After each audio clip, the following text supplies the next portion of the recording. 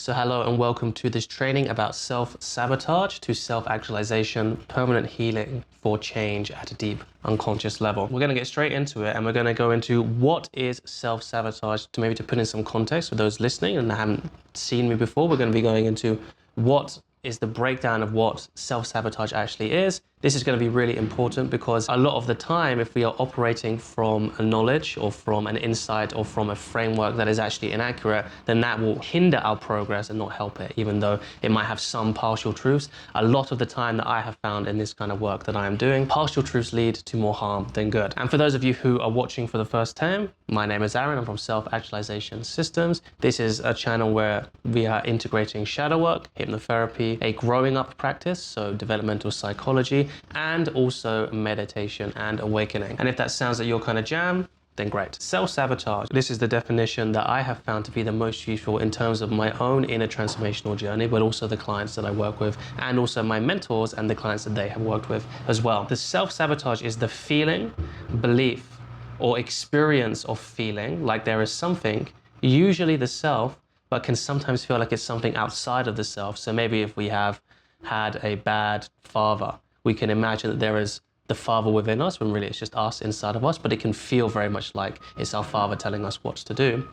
That is actively or passively sabotaging your success. So this is the definition that we are working with. So what we're going to do right now is we're going to break down what self-sabotage actually is. So it's where our goals, aspirations, and wants do not match the reality of our current internal and external world. So what that means in shorthand is our internal and our external are mismatched. So in other words, we might feel great, we might feel like we're able to do everything we can, but even though we've been trying for a long time, or we've been thinking about something for a long time, hasn't quite manifested in the external world. This is usually because, yes, you might be feeling all good, everything might be okay, but there is something which hasn't been quite integrated in the self, in the subjective world, into whatever the ecosystem of Aaron or whoever is watching this is.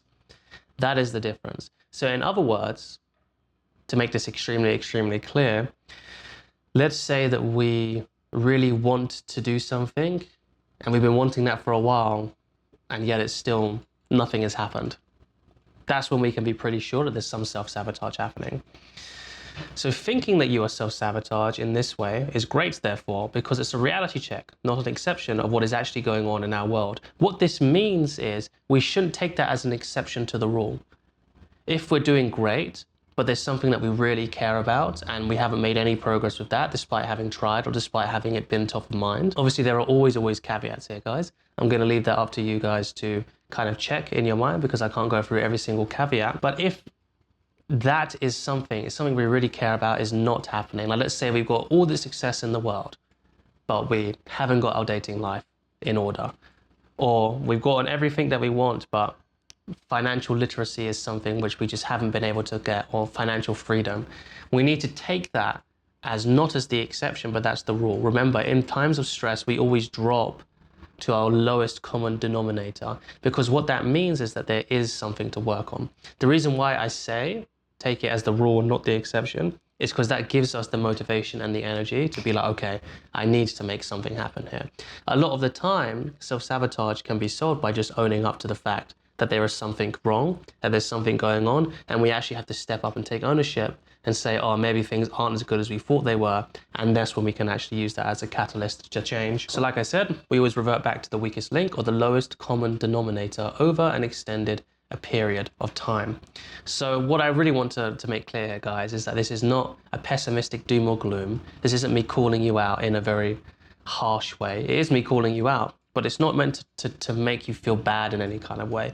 It's just meant to alert you to the reality of the situation that you may or may not be in. But if you clicked on this video, then most likely that you are very open to this kind of feedback. Otherwise, this wouldn't appeal to you. It's just that in an extended time window, with a few rare exceptions, pressure is inevitable, and it's pressure that exposes our weaknesses, vulnerabilities, and blind spots. That's why this work is so incredibly humbling. There's always an opportunity to learn and grow, but it's also important to take the time to not rush. That's very important. We can want to get self-sabotage finished. We want to achieve everything we want to on our self-actualization journey, or maybe we just want to get over our bad confidence beliefs so we can go and talk to that person that we like and say that we actually like them. Whatever it is, yes, there's a rush, but there's also not. Ultimately, there's no rush because there's no place that you're getting to. That place that you get to, let's say you are able to get the confidence and ask out somebody and they say yes, that's going to bring a whole other set of challenges and problems and stuff. It's going to bring a lot of beautiful things too, but there is no destination we're reaching. There is no, oh yeah, once I get there, then I'll be fine. If we're not fine right now, we'll never be fine. That's very, very important with all of this work. Now that we maybe have identified, all of this stuff was meant to kind of give you some prompts about identify what kind of areas you might be holding yourself back in and might not be wanting to look in. So if this doesn't give you motivation, I don't know what will. Self-sabotage is a dragon, okay? And it's hoarding treasure. Remember, dragons are always with treasure. Bad limiting beliefs, self-sabotage, problems that we are experiencing, they are always an opportunity for transformational change and transformational growth on a fundamentally personality changing level. So behind the dragon sits a hoard of gold. We have to face and own up to the fact that we are not living our expectations of where we want to be. AKA, we have to face that dragon. We have to face that, yes, we might have made a lot of progress, but in this area, which really means a lot to me, there hasn't been progress. The moment you do that, you take the power back from this dragon, from within yourself, because you take accountability and responsibility. It seems so heavy, and it is, but once you do, you will feel lighter. And only then can we turn an area of weakness into an area of strength. So an example for me was in the socializing game. Both just normally socializing, but also going out and dating. That was a real big weakness for me, because I had so many confidence issues, so many issues that I wasn't good enough, so many issues that I didn't believe in myself. Now, the reason why I was able to make such big progress, it was still over a long period of time, like half a decade, and having all the motivation to do that is because I took accountability and responsibility. I didn't live under the illusion that things were somehow okay with how I wanted things to be.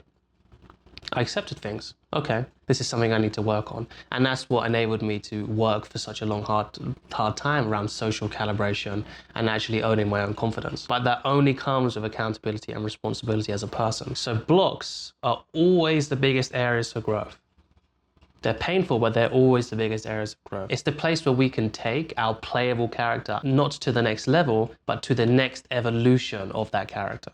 So now we get to the part why most of you clicked on this video. The sabotaging self. It literally feels like there is something other than you inside of you that is either actively fighting against you, or it can sometimes feel like it's almost like an anchor weighing you down. So this, to give you the information you need, is a part or an ego state. I call it an ego state in my system. And sometimes, a lot of the time, especially when you have self-diagnosed the problem as self-sabotage, it has a feeling of foreignness, of other, maybe even of alienness. And that is the whole part of the problem.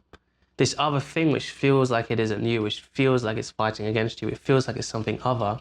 The fact that we're labeling it as something other is the problem, because it's not. There's nothing inside of you that is not you. Even parts that have been interjected into you, like maybe like a parent or a teacher, someone who's really harsh to you or something who's been interjected, and it feels like there's like an inner mom or an inner auntie or whatever talking to you in a real harsh, critical voice, that is still you. Okay? We need to realize that, and when we realize that, that's when change can happen. Because the ego has been, the reason that we have this ego state that's fighting against us to begin with, is because this ego state has been split off from us at some point by us. Maybe there was an embarrassing moment and we didn't want to own up to that embarrassing moment, so there was just a part that had that embarrassing moment, and we just got walled off either from the rest of us because we don't like feeling that vulnerability, we don't like feeling that kind of weakness or that kind of public humiliation. And maybe even at some point the ego state has closed itself off. So it's not always us, but there's no blame here, there's no blame game being played here. And that's why it feels like there's something other than us, which is kind of semi-autonomous, does its own thing, oftentimes to the detriment of the rest of our whole inner community, because we do have an inner community.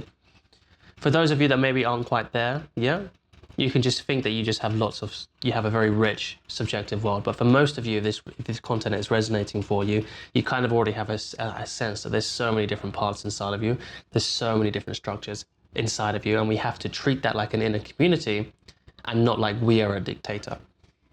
We are an elected leader. It can be extremely specific as well, like a part that becomes active at a certain time at night after a long day of work and, for example, needs to watch porn in order to de-stress or feel relaxed, stimulating, and feel pleasure, right? So this is how specific these ego states and these self-sabotaging behaviors can be. Like we're going to get into right here, like it can be more broad, like a part that takes over when we want funding or ask for a raise or going for a close. In this example, it would be any kind of closing behavior, asking for something that we want. That part can show up, but it can be super specific, like we're lying in bed at night in a specific location and in a specific mood, and then that triggers that ego state to take over because we need something to relax us, but we don't like the fact that we use porn to relax us, for example.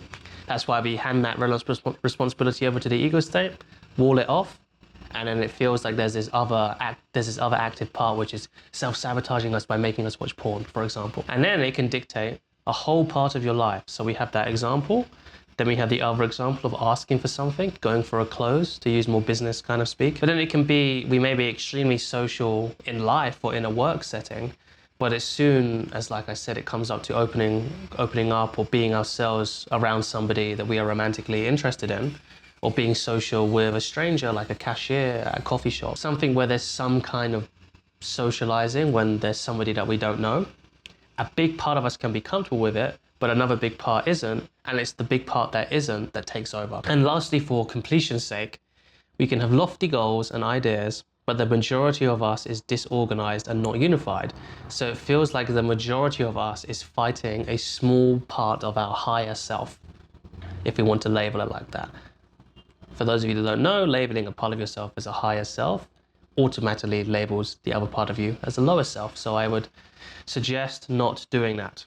The community is not a community, and it feels like more like there's squabbling tribes happening within us. So there's not like an organized democracy, or there's not even a dictatorship, which would be much better than this. There's just like loads of different aspects of ourselves that feels really hard to organize and really hard to get kind of a handle on. And this is the thing which takes a longer time to fix. So this is a rare case and it deserves a bit of a separate video. If this is something that really speaks to you, I'm more than happy to do a video on it. You just have to let me know in the comments below. The why and how to change the sabotaging self. So we've identified the what, the how. Now we need to identify the healing process. So split ego states always require the same solution. And split ego states, just to warn you, are the most complex by far, which is why I've created my most practical guide to shadow work on the internet, link below in the comments and also in the description box, completely free. I was going to make it about 300 to 500 euro. It's 3 hours of advanced content of me teaching my one-on-one clients. They ask all the same questions of you, so it makes sure that you have a really well-rounded game plan and holistic, integrated explanation. That's why I did it in front of a live audience, so I wouldn't miss anything. And there's also a 4-week step-by-step game plan to take you from 0 to hero in terms of shadow work. Doing the shadow work to yourself, so we're not just experiencing small incremental change, but this program is designed to get you right to the heart of the solution, heal the root cause so that you become a literal different person after you have done the program. Like I said, link is below because we're going to be going over some complex stuff. There's a limit to how complex I can make this video because it has to appeal to a bit of a wider audience. So if that's something that's really, really interesting to you, then like I said, it's completely free. You just have to sign up your email. So split ego states always require the same solution, reintegration. And there's a lot of moving parts of split ego states, which I'll do my best to cover. But we need to hold this as the holy grail of healing work in terms of split ego states. But to reintegrate the split ego state, we have to find the core wound. This is the method I got from one of my big mentors, Kim Barter. This is why his method was so revolutionary. It gives a step-by-step guide about how to actually get to the core wound of where this wall, where the walled off, where the split happened. We can't just work with symptoms. We can't even just work with triggers. We can't even just work with how our mind processes things, which is still really deep.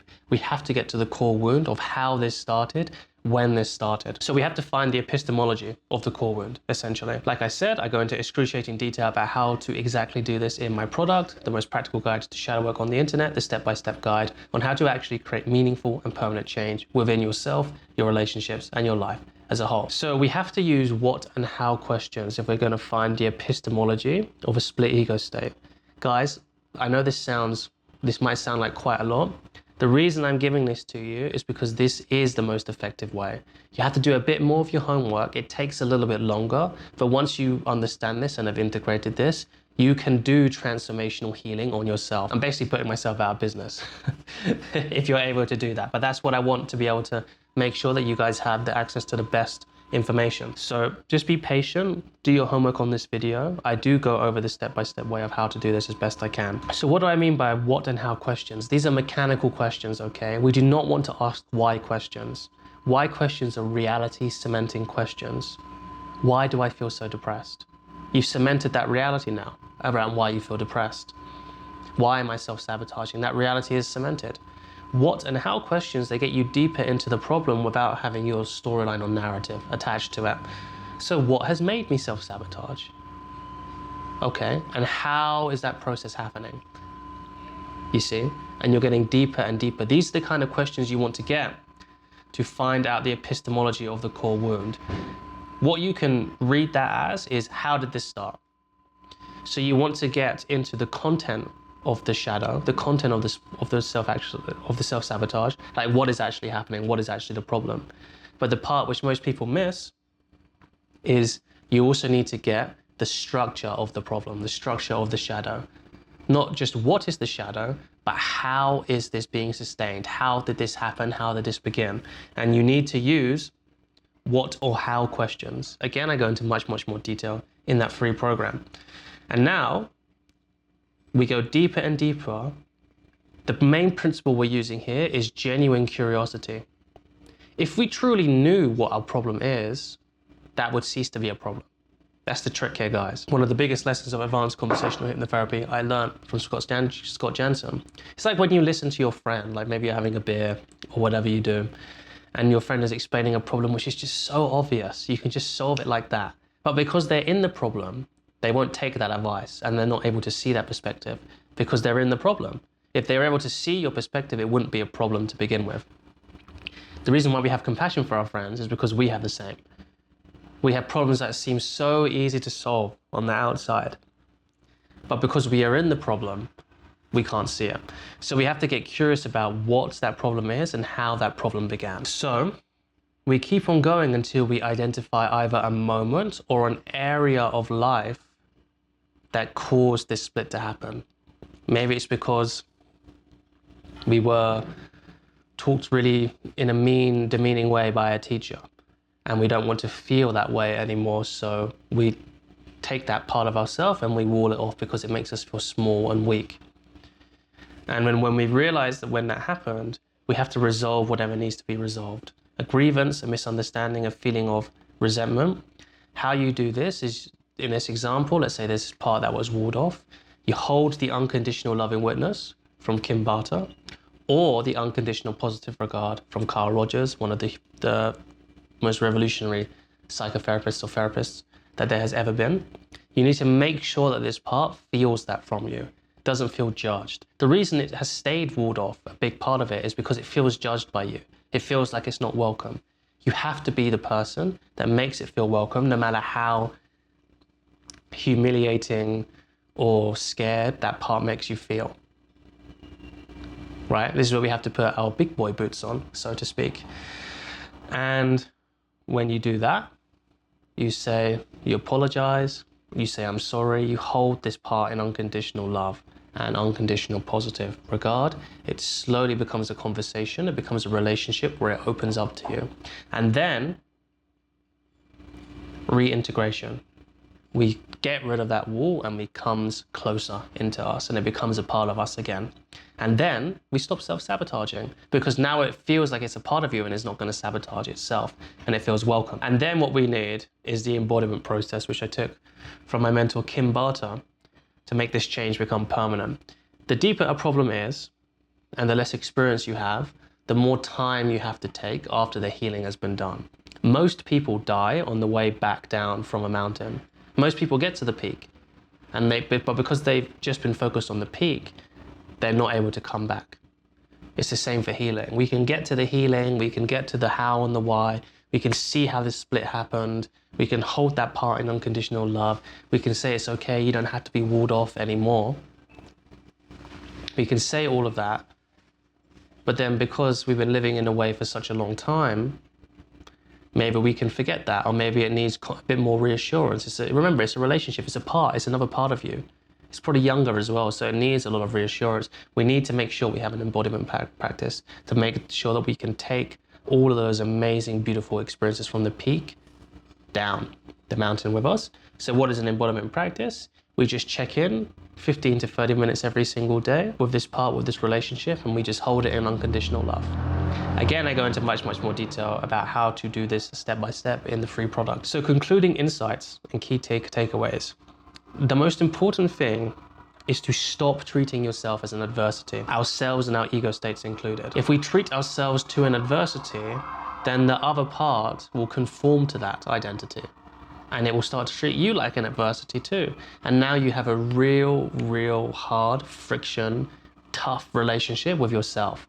The one person that you really do not want to have a tough relationship with, because the only person that you have to live and die with is yourself. So if we make ourselves an enemy, it's extremely foolish, in my opinion. Instead, we need to treat ourselves always with love and with a cherished friend. The same way that you treat yourself, that you treat a loved and cherished friend in real life, you hold them accountable, because that's part of friendship. You also do that with yourself. You have standards for yourself too. However, it's with love, first and foremost. And because I'm speaking to a Western audience, because I'm a Westerner, the reason why I'm harping so much on that is because we're not taught that so much. I can't speak for other cultures. We can have strong boundaries. We can think the other is misguided. We can state that intention very clearly. This is when we have parts of us that maybe aren't on the same program as us. We can all do that without blaming language, but the unconditional positive light and love never goes away because it's unconditional. Always look about how you are contributing to the relationship, and intense dialogues with our split ego states leading with this can be very useful. Keeps us humble and supports the fact it's a dialogue and not a dictatorship. Another extremely clear point. Remember, you are in this position of self-sabotage precisely because the ego states feel like you don't value, respect, or love it. By continuing to act in this way, it makes the healing process longer, more difficult, and more confronting. Also, ego states can hold on to projections and introjections, and the healing process is the same for those letting go and reopening, respectively. This is why I keep mentioning the free program, because the reason why split ego states are the most complicated is because they're a part of us. They can also act like us. They can also act like us, which means they can be projecting and they can also be having introjections whilst we are projecting and having introjections, and whilst maybe another part that's also a part of this can have projections and introjections. So we need to make sure we are handling that dynamic all of the time. That's why split ego states and self-sabotage is the most complex issue, one of the most complex issues to solve, because there's so much that could be happening, which is why it's really important to either have a good framework or have a good mentor. That's why I spent so many thousands of euros on my education. So remember, if you don't take anything from this, take this. We are friends, not foe. Do this, and the treasure you receive at the end of the journey, the ends of the hero's journey after slaying the dragon, will exceed your wildest expectations. Enjoy.